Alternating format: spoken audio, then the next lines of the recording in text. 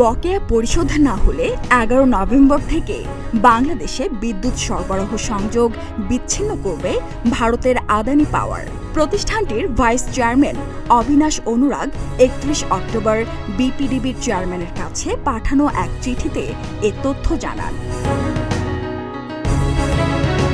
চিঠিতে জানানো হয়, বিপিডিবি এখনও ৪৯৬ মিলিয়ন মার্কিন ডলার বকেয়া পরিশোধ করেনি, যার মধ্যে ২৬২ মিলিয়ন ডলার বিপিডিবির নিজস্ব স্বীকৃত অপরিশোধিত বিল। যদি ১০ নভেম্বরের মধ্যে সব বকেয়া পরিশোধ না করা হয়, তাহলে আমরা ১১ নভেম্বর থেকে বিদ্যুৎ সরবরাহ বন্ধ করতে বাধ্য হব। এর আগে আদানি গ্রুপের চেয়ারম্যান গৌতম আদানি গত ২৭ সেপ্টেম্বর বাংলাদেশের প্রধান উপদেষ্টা ডক্টর মোহাম্মদ ইউনূসের কাছে পাঠানো চিঠিতে ৪৬৪ মিলিয়ন ডলার বকেয়া পরিশোধের আহ্বান জানান।